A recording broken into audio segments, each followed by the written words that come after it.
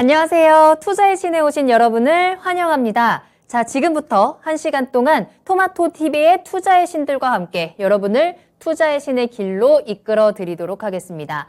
자, 그럼 먼저 오늘의 투자의 신부터 소개합니다. 오늘은 명준우 운영형님과 함께 하겠습니다. 운영형님 안녕하세요. 네, 안녕하세요. 반갑습니다.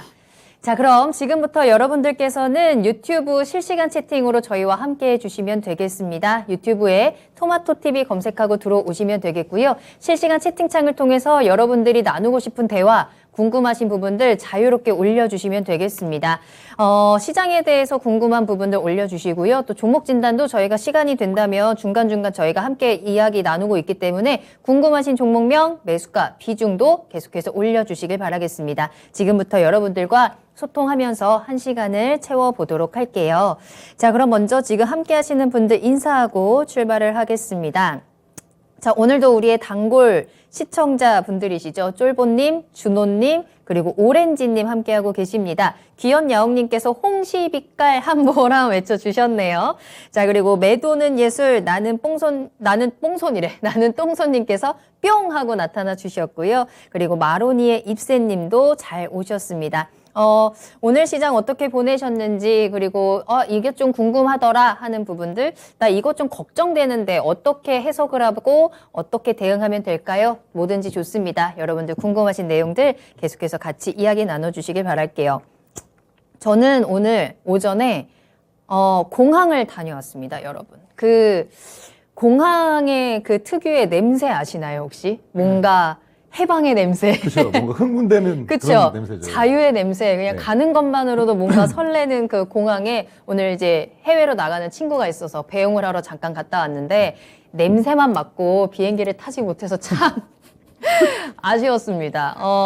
근데 아직도 이제 격리가 해제되기는 했지만 뭐 아직 워낙에 또 코로나가 확진자들이 많이 나와서인지 인천공항은 여전히 좀 휑하게 텅 비어 있더라고요. 문 닫은 식당들도 여전히 많았고요. 그래서 참 아쉬웠는데 오늘 시장을 보니까 또 항공주들은 굉장히 잘 갔더라고요. 네. 우리는 또 언제쯤 이렇게 항공주처럼 비행기를 타고 훨훨 날아갈 수 있을까?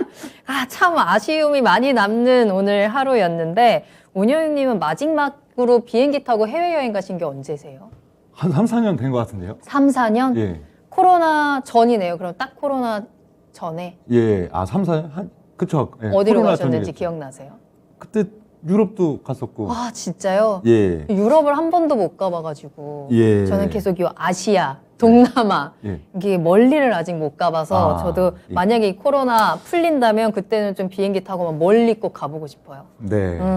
여러분들도 정말 빨리 자유를 느끼고 싶다라는 생각들도 하고 계실 것 같은데, 자, 일단 우리가 비행기를 타고 날아가기 전에 시장에서의 좀 자유를 느끼기 위해서는 앞으로 시장에 어떤 이슈가 있는지 또 어떤 섹터에 주목을 해야 되는지 우리가 짚어보면서 우리 계좌에 좀 빨간불들로 해방의 그 느낌을 한번 같이 느껴봤으면 좋겠습니다.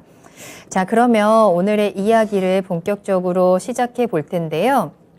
자, 이제 지난주 저희 투자의 신을 할 때 시장의 키워드를 그때 한번 짚어봤습니다. 네네. 그때 짚어주셨던 게 신냉전, 예. 신정부, 그리고 스태그플레이션 이 세 가지를 꼽아주셨고 그 안에서 이제 우리가 좀 섹터들도 많이 짚어봤었는데 네. 그때 우리가 짚어봤던 섹터들이 또 뭐 IT, 자동차, 그리고 뭐 2차 전지에 대한 네. 이야기도 했었고 바이오, 그리고 국가기관 산업 뭐 네. 이런 얘기를 했었어요.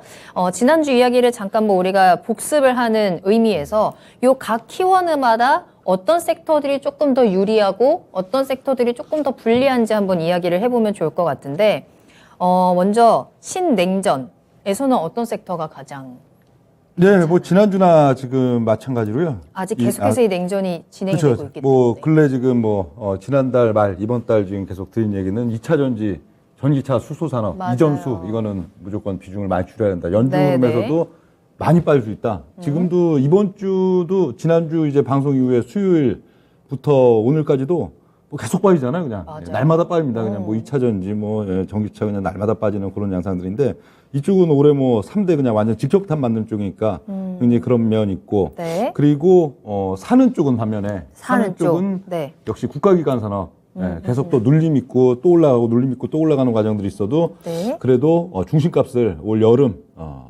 봄 여름 상당히 많이 높일 것이다 그런 얘기를 드리고 지금은 바닥에서 그래도 조금씩 꿈틀거리고 있는 바이오 제약 바이오, 이쪽도 맞아요. 올해 상당히 괜찮을 거다 네. 그런 얘기들을 계속 드리고 있는데 예 표로 한번 네, 보는 표를 게 한번 괜찮겠죠. 볼까요? 예, 어떤 표로. 섹터가 가장 좀 유리할 것이고 이 이슈에 따라서 우리가 준비된 표가 있는데 네. 한번 같이 체크를 해보겠습니다.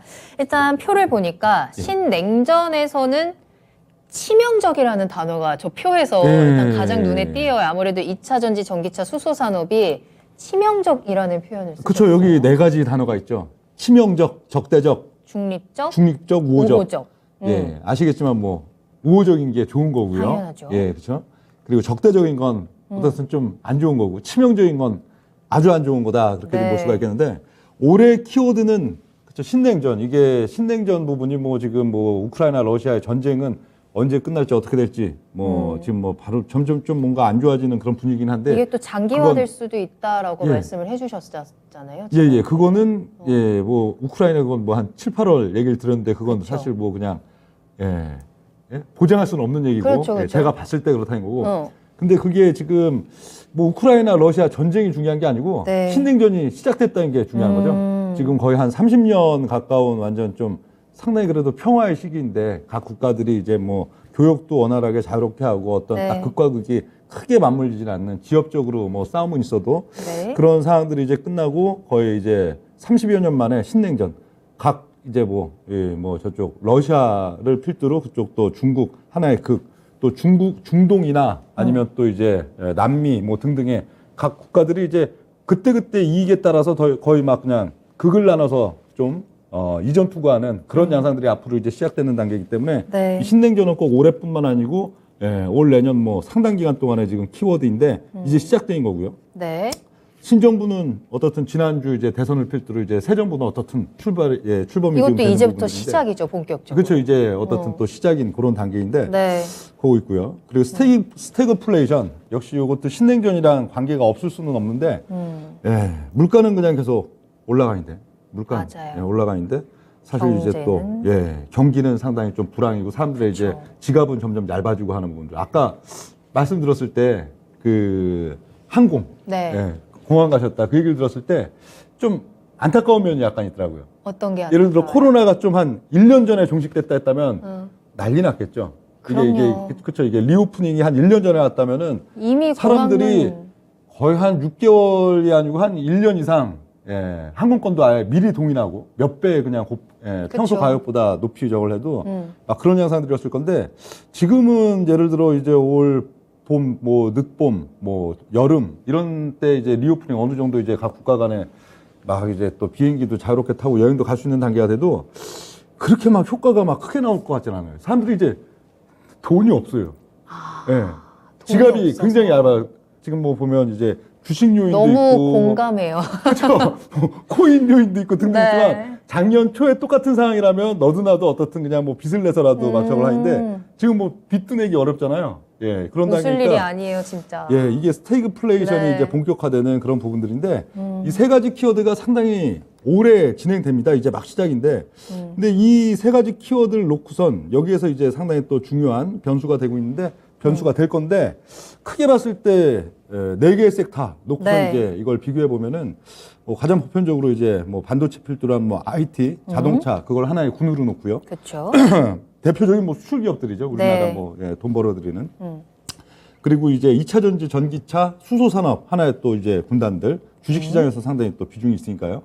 그리고 국가 기관 산업이라고 한다면은 역시 나라가 돌아가는 데 있어서 가장 근원이 되고 근간이 되는 세상이 너무 평온할 때는 그렇게 막 중요성이 느껴지지 않는데 네. 세상이 극을 놓고선 이제 막 다투는 이제 각 국가예요. 그러다가 막 자원 이런 것들도 어느 나라에서 전에는 이제 돈만 더 주면은 이게 다 공급이 됐는데 뭐 안 준다. 너네 못 주겠다. 그래 버리면은 또 그 산업이 또 마비될 수가 있잖아. 나라 돌아가는 데 있어서 이런 식으로 이제 뭐 전력이나 건설, 네. 뭐 조선, 철강 등등해서 이런 인프라에 가장 국가가 돌아가는 데 있어서 기관이 되는 국가 기관 산업 군단들 네. 그리고 또 하나 이제 바이오 제약 이렇게 지금 놓을 수 있겠는데 신냉전 부분은 일단 IT 자동차론 쪽은 상당히 좀 적대적이고요. 수출을 원활하게 수출이, 할 수 있어야 네, 되는데 당장 지금 뭐 힘들어지니까. 러시아 관련해서도 지금 어떤 문제가 벌어지듯이 네. 이런 부분들이 IT 자동차한테는 좀 적대적인 그런 면들이 좀 작용한다 하고 볼 수가 있겠고 2차 전지 전기차 수소 산업 이쪽은 치명적이다. 치명적이다. 뭐 지난주에도 설명을 충분히 들었는데 네네. 각 국가들에 있어서 지금 당장 나라가 돌아가는 데 있어서 어떤 문제가 발생할 여지가 상당히 커요. 그러면은 세수를 어떻든 나라의 이제 자금들을 나라가 돌아가는데 어떤 문제점이 없도록 거기에다가 1차적으로 쏟지 이런 미래 이런 뭐 이게 일단 지금 현재의 문제들을 먼저 해결을 해야 그쵸. 미래가 있는 거니까. 예, 현재의 그쵸. 문제 또 어떤 상황이 좀 악화되거나 어떤 문제가 발생했을 때 나라가 갑자기 뭐 전기가 끊겨버리거나 기름이 공급이 안 된다거나 그럴 수 뭐 있죠. 등등 어떤 국가적인 그런 부분들은 없어야 될 거 아니에요. 그건 아주 네네. 큰 비상사태이기 때문에 그런데 1차적인 뭐 이 에너지들이 다 집중이 되기 때문에 네. 이런 2차 전지 전기차 수소 산업 이런 데 있어서의 재원 투자는 상당히 좀 지체될 밀릴 가능성이 수 있겠죠. 있죠. 네. 예, 밀리는 그런 면들. 그럴 때는 또 이쪽 섹터들이 또 주가가 또 많이 빠지고 그러고 나서 그 다음 이제 좀 우호적인 시기가 왔을 때 주가 폭등하는 그런 현상들을 계속 지금 한 15년 이상 반복해 왔는데 네. 그래서 신냉전 이 부분은 치명적이다. 2차 전지 전기차 수소 산업한테는 아주 치명적인 그건 대한민국 우리나라뿐만 아니고 뭐 미국이나 유럽의 국가들 그런 쪽들도 우선순위가 다른 쪽 국방이나 국가 기관 산업 이런 데 가야 되기 때문에 치명적이다 하는 그런 내용들이 돼 있고요. 반면에 국가 기관 산업에 있어서는 신냉전 지금 전기 이건 굉장히 우호적이죠. 예, 이쪽은 이럴 때 또 여길 빛을 보고 지켜줘야 하니까. 예, 그럼요. 그죠? 예, 이쪽에 또 투자를 확대해야 되고 하는 면들이 네. 있고 하니까 굉장히 우호적이다 그렇게 볼 수가 있겠고 바이오 제약도 신냉전 어떤 바이오 제약이라는 것도 세상이 평온할 때도 인기가 있겠지만 네. 특히 뭔가 불확실성이 일단 높아지고 코로나라는 예, 불확실성에서 지금은 코로나인데, 한번 예. 확실히 올랐었고 이제 그쵸? 또 예. 신냉전이라는 그렇죠. 또 하나의 이런 불확실성 부분들이 속에서 있어서는 바이오 네. 제약도 사실 중요한 또 국가 기관 산업이기도 하지만 예, 또 뭔가 이게 음의 세상과 양의 세상이 항상 이렇게 교차하잖아요. 네. 예, 똑같은 시점도. 근데 주로 음의 세상에 있어서는 바이오 제약 이런 쪽들이 또 강하게 움직이고 예, 강하게 움직이는 그런 경향들이 있는데 네. 그래서 좀 우호적인 면들이 있고요.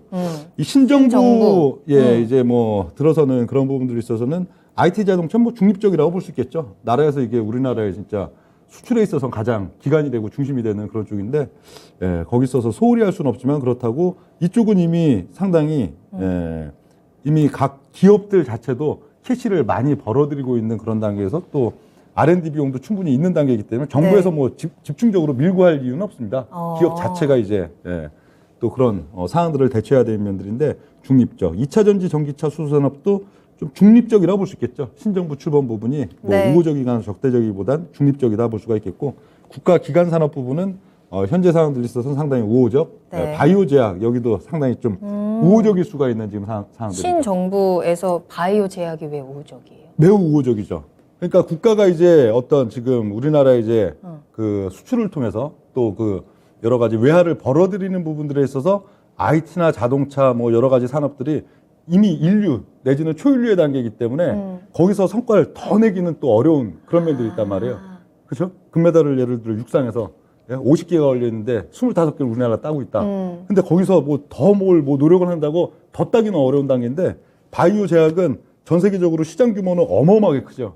그에 비해서 우리나라는 뭐 금메달로 친다면 거의 못 따고 있는 예, 동메달 뭐 한두 개 뭐 저 바이오 시밀러 이런 데서 따는 네. 정도 그런 면들이 되기 때문에 나라에서 어떻든 새로운 이제 외화벌이 그리고 나라에 있어서 상당히 새롭게 어떤 지원을 푸시를 할수 해갖고 있는 분야가 키워내서 바이오 쪽.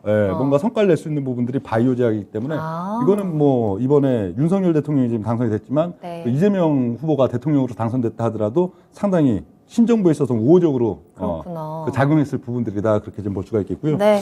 그리고 이제 마지막 키워드. 스태그플레이션 부분 놓고 본다면은 IT 자동차는 아주 적대적이죠.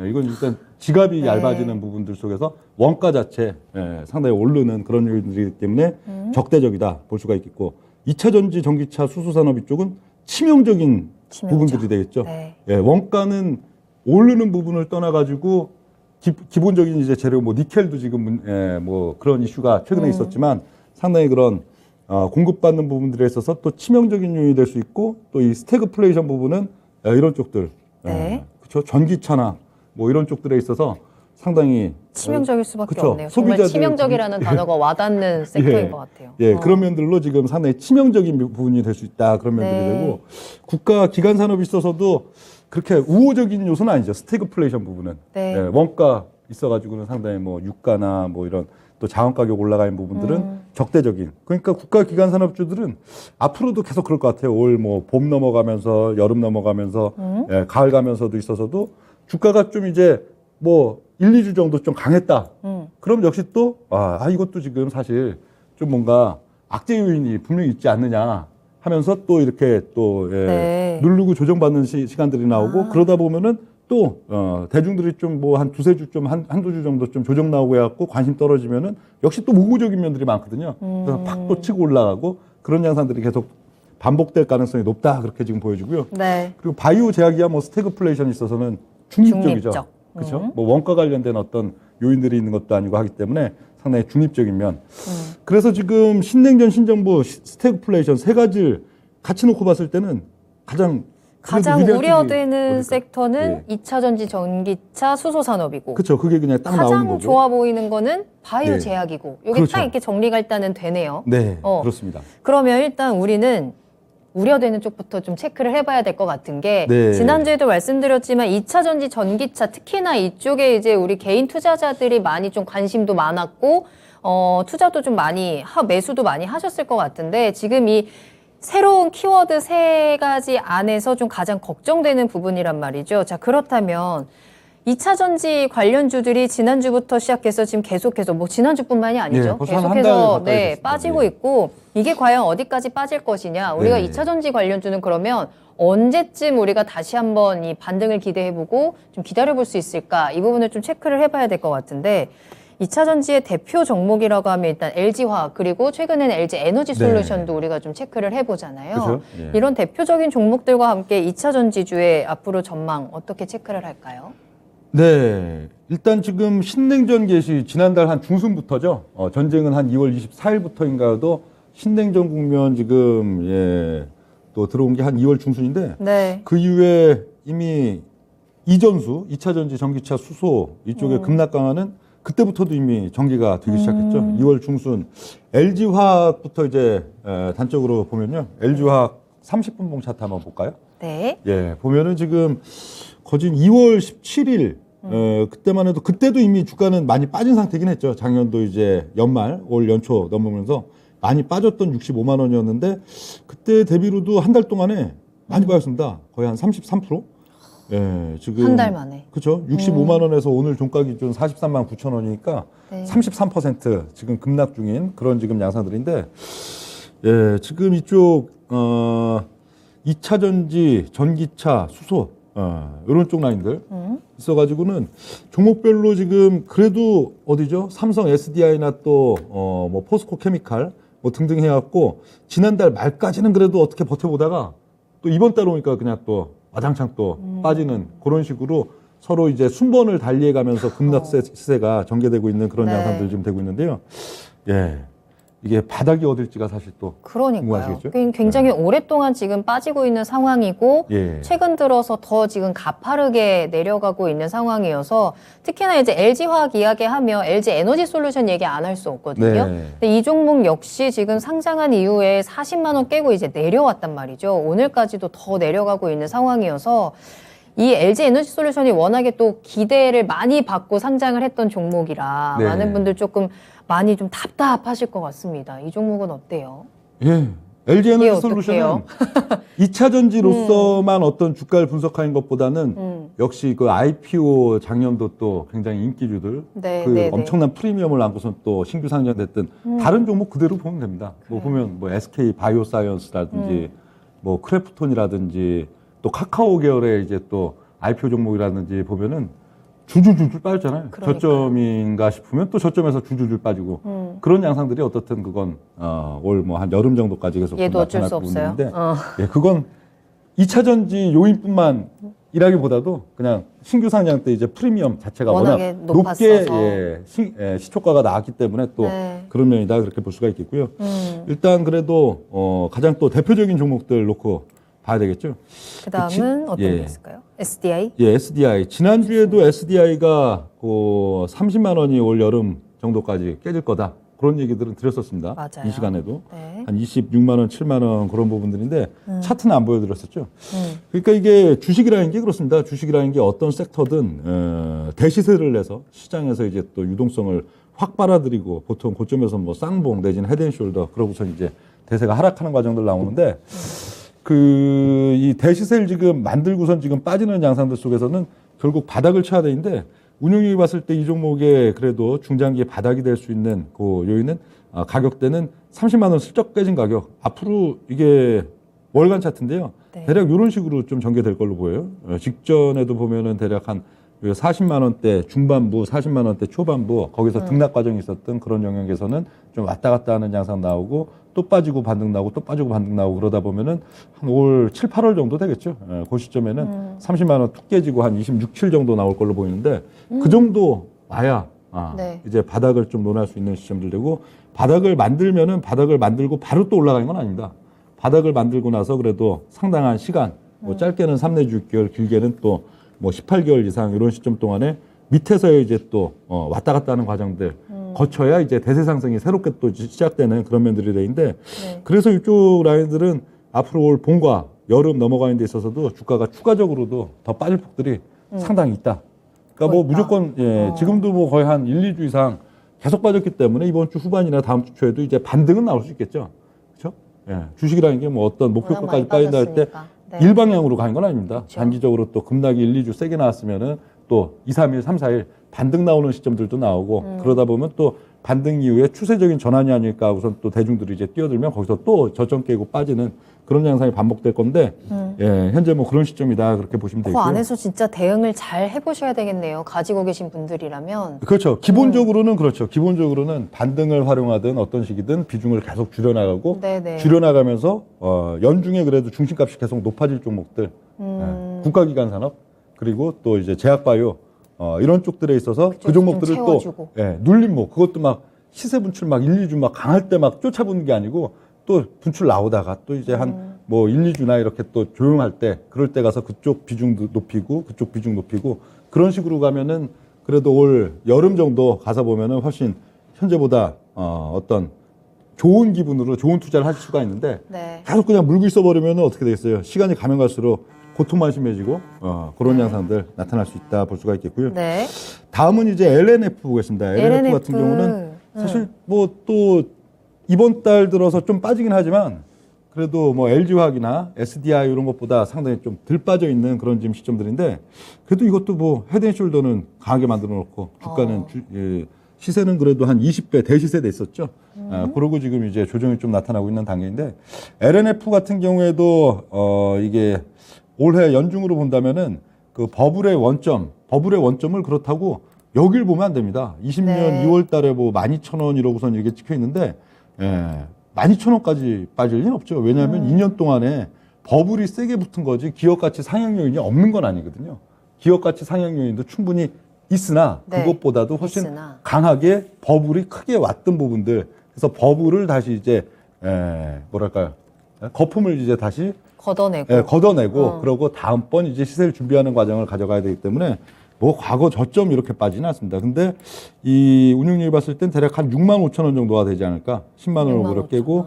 한 6만 5천 원 그 정도면 이제 네. 상당히 이 기업에 있어서도 앞으로의 대바닥에 왔다 하는 시점들이 오고 그거 온다고 바로 뭐 튕겨 올라가지는 않겠지만 그 정도부터는 이제 매수에 대한 관점으로 이 종목에 있어서 2년, 3년 중기적으로 봤을 땐 또 굉장히 또 찬스가 될 수 있기 때문에 그렇게 해야 되는데 그런 가격은 대략 한 6만 5천 원. 앞으로의 이건 주간 차트가 되겠죠. 주간 차트에 있어서 앞으로의 사이클들은 대략 이런 과정들 주가가 또 이제 반락을 크게 하는 어떤 시점들이 또 3, 4월 달 나타나고 그러면은 이제 또 바닥인 척 왔다 갔다 하겠지만 계속 반등 후 또 급락, 반등 후 급락 이게 반복되면서 한 7, 8월 정도 가서 보면 또 안 찍을 것 같아도 지금 네. 가격이 무려 16만 8,500원이죠. 안 찍을 것 같아도 한 6만 5천 원 근처 찍고 그쯤 가면은 이제 대중투자자들이 이거 나쁜 종목이구나. 예? 그렇게 생각하는데 네. 거기는 오히려 이제 중장기 매수 관점으로 또 전환해서 생각해야 될 그런 포인트가 된다. 볼 수가 있겠습니다. 네. 자, 2차 전지. 지금 이제 올해의 키워드 안에서 가장 좀 우려가 되는 섹터였습니다. 2차 전지, 전기차, 수소산업. 대표적인 종목들로 좀 차트를 살펴봤는데 확실히 지난해 말부터 시작해서 계속해서 좀 지금 흐름이 그렇게 긍정적이지는 않은 상황이고 이 흐름이 조금 더 장기화될 수 있다라는 점까지 좀 체크를 해드렸어요. 지금 시점에서 이 종목들을 좀 어떻게 잘 빠져나오고 이 손실 부분을 우리가 어떻게 좀 채워나갈 수 있을지 이 부분을 같이 좀 고민을 해보시면 좋을 것 같고요. 채팅창 같이 보고 있는데 마로니 입스님께서는 올해 1월 달에 2차 전지 전부 다 털었다라고 하시네요. 어떻게 보면 굉장히 잘 타이밍 맞게 좀 나오신 것 같고 또 앞서서 이제 삼성 SDI 말씀을 해주실 때 30만 원 아래로 내려갈 수도 있다라고 말씀을 해주시니까 자 그렇다면 삼성 SDI가 30만 원이 깨질 정도면 삼성전자는 6만 원까지 6만 원도 깨지고 내려가는 건 아닐까라는 이야기도 지금 올라왔더라고요. 준호님께서 어떻게 보면은 우리나라 주식시장에서 가장 1등 종목이기도 하고 앞서서 IT 섹터들 신냉전, 스태그플레이션이라는 키워드 안에서는 적대적이다라고 말씀을 해주셨어요. 자, 그러니까 우리가 이 삼성전자가 그래도 조금 반등이 좀 강하게 나와줘야 우리가 안심을 하고 시장을 바라볼 수 있을 것 같은데 오늘 결국에는 7만 원 다시 깨고 내려가면서 6만 원대로 내려왔거든요. 네. 사실 한창 시장 좋을 때 막 삼성전자 10만 전자 간다 막 했었고 그래서 9만 원대에서 매수하신 사람들이 굉장히 많단 말이에요. 결국에는 10만 원 못 찍고 지금 계속 내려오고 있는 상황인데 삼성전자를 통해서 우리가 반도체에 대한 전망도 좀 체크를 해보면 좋을 것 같거든요. 삼성전자는 어떻게 보세요? 네, 예. 그 오늘 운용력이 이 오늘 방송의 대주제, 전체적인 총 주제는 사실 2020년도는 바이오 제약의 세상. 이게 오늘 제약의 세상? 타이틀이었는데 네. 앞에 거 하나씩 보다가 거기는 지금 가지는 못하고 있는데 그래도 빨리빨리 한번 가보자고요. 가보자고요. 예. 네. 우리가 어쨌든 끝까지 갈 겁니다. 네. 그래서 삼성전자 바닥. 삼성전자 바닥은 운용력이 봤을 때는 한 58,000원권? 지금 한 7만 원 왔다 갔다 하고 있죠. 네. 대략 뭐 한 올 초여름이나 이 정도 58,000원 정도 부딪히면 거기가 중기 바닥. 앞으로도 뭐 그 밑에 뭐 가격까지 빠지진 않고요. 네. 한 58,000원 정도, 그 정도 요런 모양 대략 가져가는. 그 찍으면은 그래도 또 한 뭐 연말 내년 또 연초까지 계속 또 왔다 갔다 하다가 내년도 뭐 초여름, 여름 그런 데서 좀 올라갔다가 내려오는 요 정도 나타날 걸로 보이는데 삼성전자 있어서는 작년에는 막 상투가 아니고 막 10만 전자 막 노래 부르고 할 때 작년에는 그 한 6만 6천 원까지는 빠진다 그런 얘기를 했는데 작년에 진짜로 6만 6천 원 정도까지 빠졌었어요. 그러고는 거기서 이제 반등이 나는데 지금 운용력이 봤을 때는 현재 한 5만 8천 원 정도까지 추가적으로는 좀 빠질 수는 더 있는데 내려가겠네요. 그렇다고 이게 때 뭐 다이렉트로 막 쑥쑥쑥 빠진 것도 아닙니다. 그렇죠. 아마 뭐 한 내일 모레 정도면 삼성전자 또 반등 나올걸요? 한 6만 8천 원대 뭐 한 오면 또 한 7만 원 반등 나왔다가 반등 나오면은 또 밀렸다가 이렇게 왔다 갔다 하다 보면은 한 여름쯤 가서 보면 한 5만 8천 원 한번 툭 찍어주는 정도. 뭐 그 정도로 봅니다. 그렇구나. 이 삼성전자 아이고 개미 다 죽네라는 댓글도 올라오고 있고요. 전기전자 많이 가지고 있는데 슬프다라는 댓글도 올라오고 있습니다. 삼성전자 지금 뭐 계속해서 좀 아래로 내려가고 있는 모습들 좀 답답하게 지켜보고 계실 텐데 삼성전자를 필두로 해서 그럼 우리가 IT 전체적인 분위기를 그럼 우리가 삼성전자와 함께 반도체, IT 전체적으로 조금씩 아래쪽으로 우리가 생각을 해야 될까요? 그렇게 봐야겠죠. 지금 2월 달 중순 하순 있어 갖고는 여타 이제 소부장주들 있잖아요. 네네. 소부장주가 상당히 좀 딱 갈림길에 위치해 있었습니다. 이게 나름대로 낙폭들도 있고 좀 찬찬한 면들이 있기 때문에 좀 이게 추세적으로 올릴 수도 있는 한 2월 달 초중순 정도죠. 그런 자리도 좀 만들고 있고 그랬는데 역시 여기는 저게 직격탄으로 보여요. 신냉전의 시작이 직격탄이지. 그럼 반도체 업황 자체에 조금 어느 정도 장애물이 생기는 장애물 건가요? 충분히 생기죠. 업황이 그러면 이 신냉전이라는 키워드와 함께 반도체 업황에 장애물이 생겨서 그럼 실적에 대한 삼성전자 실적이 뭐 크게 안 빠져도 삼성전자 실적이 더 오르지 않는 모습 정도가 나오고 조금 소폭 저것만 해도 주가는 어떻게 됐어요? 갇히겠죠. 주가는 오히려 조금 약간 낮은 가격에서 갇히는 정도 그 정도 될 걸로 보이는데 뭐 그렇습니다. 알겠습니다. 참 삼성전자가 이렇게 앞으로 가지 못한다라는 얘기는 저도 같은 개미 입장으로서 굉장히 좀 마음이 아픕니다.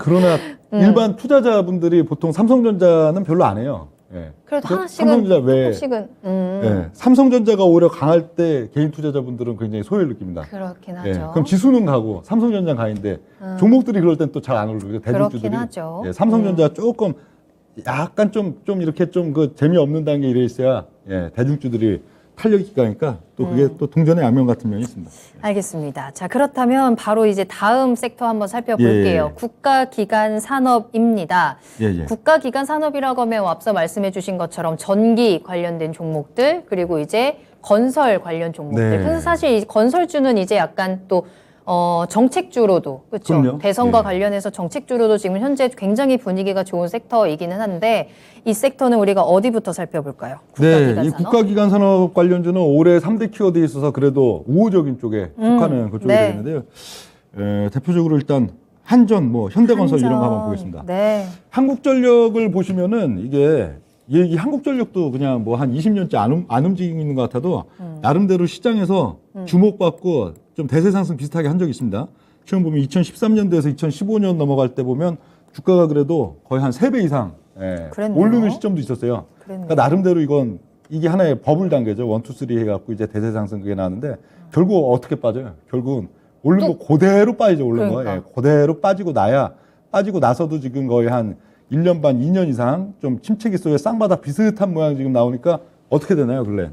근래 지금 실적 안 좋죠. 엄청 안 좋아요. 맞아요. 그리고 1분기 실적은 또 더 안 좋아질 거예요. 어. 유가도 지금 폭등이고 지금 그렇기 때문에 더 안 좋아요. 근데 주가는 오르죠. 네. 왜 오를까요? 이 종목이 이제 실적 바닥을 부분. 다 찍어 놨기 때문에 그래요? 실적 안 좋을 거 안다. 1분기 안 좋을 거 안다. 2분기 안 좋을 거 안다. 그런데 사람들이 이제 뭐만 보이는 거예요. 아, 그래도 많이 어때? 빠졌구나. PBR이 0.15인데. 어. 예. 그렇죠? 기업의 기본적인 순자산 가치 대비 PBR이 0.15, 0.2 수준의 단계면은 예. 오히려 그리고 이제 뭐 신정부 출범 이후에도 어떻든 뭐 연료비 연동을 어느 정도 하든 뭐 어떤 정책적인 뭐 원전을 많이 짓는 쪽으로 가든 뭐 등등 네. 해가지고 뭔가 여기에 대한 한국전력이 중장기적인 실적의 개선 요인을 또 적극적으로 만들려고 할 거란 말이에요. 이건 우리나라의 가장 기본 중에 기본이고 기초 중에 기초니까요. 근데 지금 당장은 전력은? 예. 윤석열 그 당선인이 네. 전기료 인상에 대한 부분도 조금은 부정적이고 예, 그렇죠. 그렇지 그것도 함부로 않아요? 할 수가 없죠. 그렇죠. 예, 그거 그렇게 국민들한테 다 되면은 전개해버릴 이런 수가 한국전력 없으니까. 같은 경우에는 네. 뭐 실적에 대한 부분이 그러면 조금 걱정되거나 이런 부분은 아닐까요? 당연히 걱정이 돼도 걱정은 뭐가 되지만 상쇄하냐면 PBR이 상쇄 중인 PBR이 거죠. 그걸 일단은 지금 다 예. 덮어주고 있는 상황. 그렇죠. 바닥을 찍고 돌아 나가는 국면이기 때문에 네. 오히려 사람들 눈에 PBR이 보여버린 거예요. 예, 적자 안 좋을 거 알아. 예. 이거 뭐 당장 뭐 개선되지 못할 것도 알아. 그렇지만 PBR이 보이는 거죠. 그럼 이게 장기적으로 갈까요? 결국에는 어느 순간에는 실적이라든지 네. 이런 정책에 대한 모멘텀들이 반영이 되는 때가 올 거 아니에요? 그렇죠. 그러니까 주가가 이렇게 여기 그려드렸듯이 여기 네. 주황색으로 그린 게 제가 앞으로 이게 월간 차트인데 대략 표를 이런 보면. 모양 보일 거다 하는데 네. 예. 이게 이 계속 오히려 흔들리면 예, 바닥을 찍었기 찍고. 때문에 어떻든 이게 뭐 정책에 대한 기대감 등등해서 또 오르는 시점, 그럼 또 이제 눌리는 시점, 오르는 시점, 눌리는 시점 하다가 한 요 정도 갈 거예요. 한 3만 원대 후반부, 4만 원대 초반부. 근데 그러고 나면 거기서부터는 또 이걸 더 밀고 올라가지 못하죠. 왜? 어떻든 당장 실적은 계속 발목을 받쳐주는 잡으니까. 부분이 없으니까. 예. 그러나 대략 올해 뭐 봄, 여름, 한 초가을 이때까지 보면은 가서 놓고 보면은 계단식 상승이 돼 있구나. 그렇게 되는 게 또 이런 예, 국가 기관 산업주가 되겠고요. 예, 뭐 현대건설 이런 쪽도 지금 보면은 현대건설에 있어서의 앞으로의 좀 추이들은 요건 주간 차트가 되겠는데 네. 대략 이런 식 나올 걸로 봅니다. 지금은 또 한 2주 정도 또 좀 이렇게 주봉이 올라와 있는 그런 시점이기 때문에 좀 왔다 갔다 좀 이제 눌림목도 나오고 그런 양상들 되겠지만 그러다 보면 또 기억에서 이제 현대건설 또 좀 밀려 있는 시점들 되면 불쑥 올라가는 시점 나오고 불쑥 올라가면 또 눌림목 나오고 불쑥 올라가면 눌림목 나오고 이런 단계 속에서 중심값 자체가 그렇다고 지수가 그렇게 뭐 올 초여름까지 많이 올라가는 것도 아닌데 네. 그래도 나름 의미 있게 그래도 중심값이 올라가는 그런 양상들이 나타날 거다 하는 그런 내용들 돼 있고요. 건설주들은 워낙에 또 이번 대선 관련해서 워낙에 기대주였기 때문에 예. 그렇죠. 그리고 사실 대선 전에 뭐 그렇게 오른 건 사실 많지 않습니다. 오른 건 별로 없는데 밑에서 그냥 꾸물떡꾸물떡 모양만 잡아놨지. 네. 예. 지난주 그래도 목금 거기서 좀 시세가 나오고 하는데 항상 지금 매매는 어떤 섹터든 다 마찬가지예요. 예. 한두 주 예, 대중들한테 이제 굉장히 좀 뭔가 이게 되겠는데 확신이 가고 시세도 어느 정도 좀 나오고 근데 텔레비전에도 막 이제 종목 소개 많이 나오고 어필을 좀 한 다음에 네, 거기는 그땐 붙으면 안 돼요. 그때는 그럼 좀 일단 늦었다. 단기적으로 1, 2주라도 무조건 물리게 되니까 오히려 같은 제가 말씀드리는 국가 기관 산업 관련주, 네. 뭐 바이오 제약 이런 것들도 그 종목들에 있어서 오히려 한두 주 정도 또 빈둥거리고 뭐 좀 그러고 있으면은 기억에서 이제 또 사라지거든요. 사람들이 이제 막 매수 욕구도 별로 떨어지고 거래량도 그래도 한 1, 2주 사이에 한 3분의 1, 5분의 1 수준으로 확 줄고 거기서 또 밀고 들어가서 사고 그런 전략들로 가야 되고요. 네. 자, 이렇게 해서 국가기관 산업 섹터까지 우리가 대표적으로 이제 한국전력과 현대건설을 통해서 건설주 그리고 전기 관련해서 원전 관련주들 좀 살짝 좀 짚어봤는데 채팅창 보니까 앞서서 이제 전기전자에 대한 걱정들도 많이 해주고 계시고 탈출 기회는 언제 오는 건지 이 부분도 궁금하다라고 하셨고 어쨌든 간에 지금 전기전자 종목을 줄여서 갈아타기는 해야겠다라는 답변들도 올라오고 있는데 자, 어느 쪽으로 갈아타면 좋을지 좀 힌트를 드리고 있고 그중에서 지금 이제 명준우 운영형님께서 오늘의 가장 키포인트다라고 앞서서 강조를 해주셨던 부분이 그렇다면 갈아타는 걸 어디로 갈아탈까? 국가기관 산업 그리고 더 이제 좋은 거 센 섹터는 이제 바이오. 네, 올 연중으로 보면은 아마 바이오. 바이오 제약. 바이오 제약이 굉장히 이상한 패턴이 있습니다. 최근 2010년대 중반 이후에 보면은 네. 2년 주기. 2년 주기로 2 내지 올랐다 내려가요. 2.6년 주기로 어. 바이오 장입니다. 굉장히 신기해요.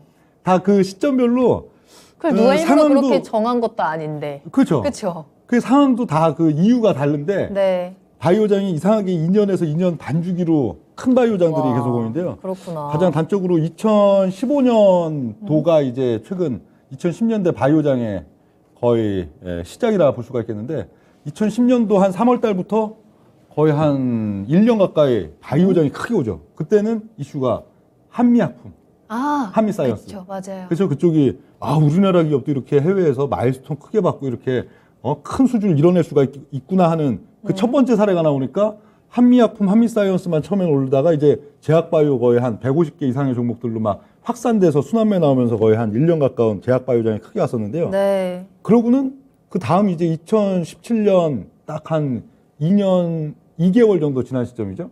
2017년도 6월 달에는 그때부터 또 이제 8개월에 바이오 대시세가 왔는데 그때는 셀트리온이 끌었죠. 셀트리온이 끈 이유도 그거랑 또 달라요. 그러니까 물론 그때는 뭐 허주마, 램시마, 뭐 트룩시마, 뭐 그리고 램시마 SC까지 이제 4대 품목이 그러니까 2017년부터 실적이 크게 폭증한다라는 그런 리포트들도 많이 쓰긴 했는데 네. 주가는 그때 4배가 올라갔는데 와우. 실적은 오히려 꺾였어요. 18년도에 어닝 쇼크 나왔거든요. 18, 19년 어닝 쇼크 나오고 20년 와서야 이제 실적이 좀 좋아지기 시작한 그런 면들이 진짜? 있었는데 그 당시는 황당하게도 셀트리온의 거래소 이전 부분이었죠. 거래소 이전 부분. 거기에 대한 기대감으로 주가가 막 오르다 보니까 그 시가총액 10조 대인 게 한 6, 7개월 오르니까 40조까지 올라왔으니까요. 그러면서 이제 제약바이오주들이 셀트리온 효과로 다 여타 이제 뭐 제약주 또 바이오주 끌고 해갖고 갔고. 거의 한 8개월 정도 대시세를 냈던 게 2017년도 이제 바이오장이었고요. 네. 그리고 20년도 연초에 이제 또 딱 정확하게 몇 년이죠? 2년 반 정도 지난 시점이죠. 그러네요. 거기에 이제 제약바이오 대시세는 아시다시피 코로나. 그죠?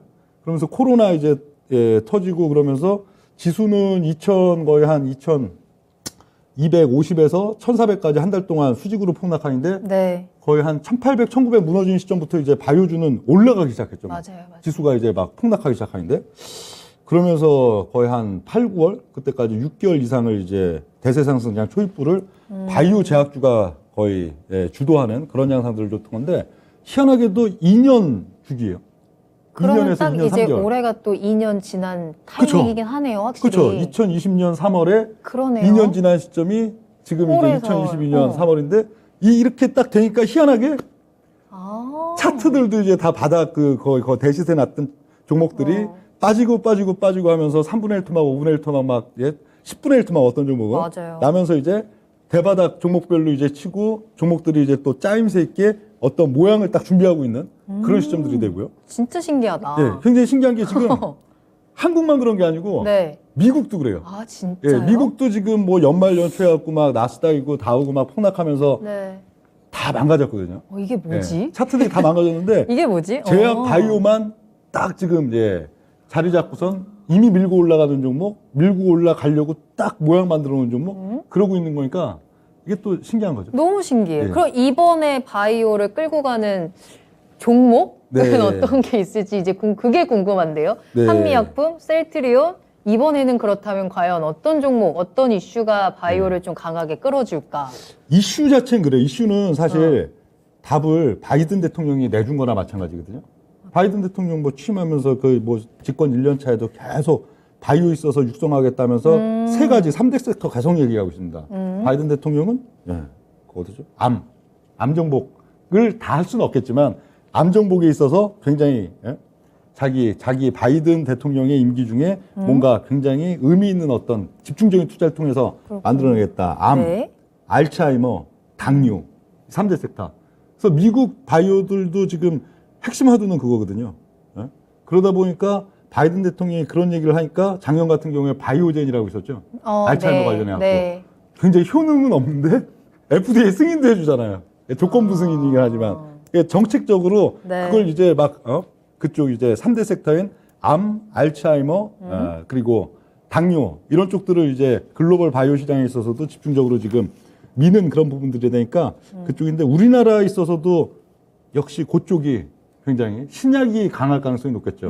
그러니까 코로나는 지금 뭐 확진자가 오늘도 뭐 많다고 하지만 이미 물 건너간 재료잖아요. 2년 어느 전에 정도 이미 다 소화가 썼던 됐고. 그런 네. 카드니까 만약에 또 올 연중에도 뭐 코로나 뭐 이후에 새로운 어떤 뭐 질병의 팬데믹이 온다면 그게 안 돼요. 이슈가 될 수는 안 있겠지만 됩니다. 기본적으로 바이오 장세에 있어서는 네. 바이든 대통령이 제시한 3대 섹터 암 그리고 알츠하이머, 당뇨 3대 그 신약 그쪽이 상당히 중심 종목 주도주가 될 가능성이 높다. 이렇게 볼 수가 그러면 있고요. 이제 또 시간이 이제 많이 갔기 때문에 종목도 살펴보면서 우리가 이야기를 하면 좋을 것 같아요. 아무래도 예. 바이오의 대표라고 하면 일단 지금은 셀트리온을 좀 볼 수 그렇죠. 있죠. 예, 근래 지금 본다면은 셀트리온 시세도 그동안은 불과 한 1, 2개월 전까지만 해도 셀트리온 하면 뭐가 생각나요? 하락이 생각나세요? 상승이 생각나세요?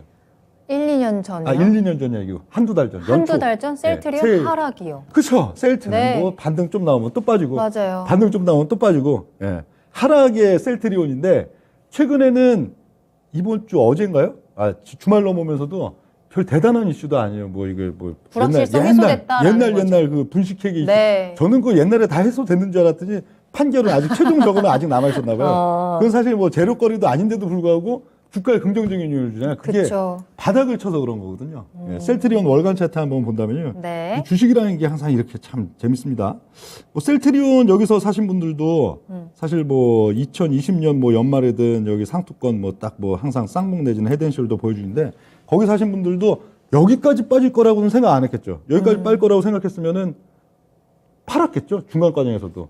근데 이게 아까 그 2차 전지, 수소산업, 전기차의 현재 보유자분들이 꼭 이걸 기억하셔야 되는 거예요. 주식은 네. 항상 완전히 바닥까지 빠져야 거기서 이제 힘이 생기고 오르는 힘이 생기고 또 중기적으로 돌아나갈 힘이 생긴다 그런 부분들인데 셀트도 결국 이제 1월 달을 필두로 해갖고 바닥을 치고 나니까 별 대단한 이슈가 없어도 오히려 우호적으로 오르는 힘들이 이렇게 또 강하게 지금 작용할 수 있는 현재의 단계가 되겠는데 뭐 이게 전반적으로 지금 그렇습니다. 전반적으로 대형 제약사들 또 중소형 중견 제약사들 혹은 또 바이오 전문 기업들 있어서도 거의 한 4, 50개 이상 종목들이 아주 야무지게 지금 종목들이 이제 뭔가 출발하겠다는 그런 시그널들을 주는 그런 지금 상황들이 되기 때문에 네. 바이오 제약에 있어서도 올 뭐 적어도 그래도 6개월 이상 되겠죠.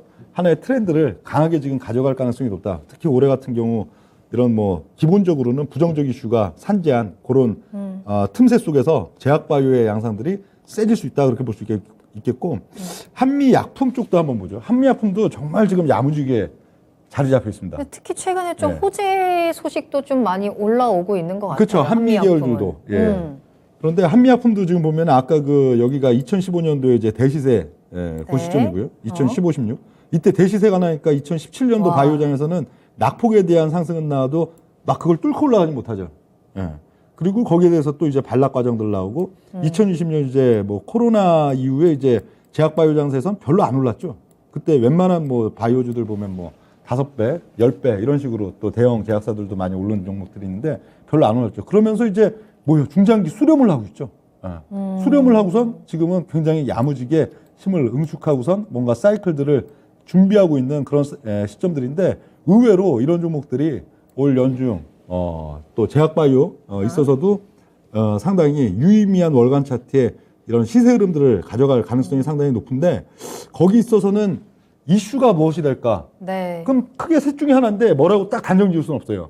제약바이오의 시세 사이클 구간 뭐 6 내지 8개월, 10개월의 대시 사이클들을 보면은 어떤 시점에는 이런 뭐 기술 수출 계약 마일스톤 해갖고 어떤 특정 회사 중심으로 뭔가 네. 뻥뻥 재료가 터지고 긍정적인 유수가 터져서 될 때도 있지만 어떨 때는 황당하게 뭐 셀트리온의 저 뭐 거래소 이전 이런 상당히 부회적인 그런 이슈를 갖고도 제약바이오 대시세 구간들이 나타나는 시점들이 있었고 또 어떤 때는 또 뭐 이제 직전 코로나 이런 그러니까 얘기들이 있기 상승할 때문에 때 워낙에 잘 상승하고 그쵸. 빠질 때 워낙에 많이 빠지다 보니까 예. 어떤 이슈가 딱 나왔을 때 거기에 대한 반응 폭발력이 굉장한 것 같아요. 확실히 그렇죠. 바이오 예. 쪽은. 그러니까 제약바이오에 있어서는 올해 같은 경우에는 뭐 대략 그 3가지 혹은 4가지 플러스 알파 뭐 펜다민 4가지 그 중에 어떤 재료화는 되겠지만 네. 현재 강하게 또 뭔가 사이클들을 6개월, 8개월 이상의 사이클들을 막 준비하고 시작하는 구간들이다 하는 네. 그런 내용들이 되겠습니다. 굉장히 신기하게도 정말 2년 만에, 2년 반 만에 이 바이오 종목들이 다시 한번 좀 꿈틀거리고 있고,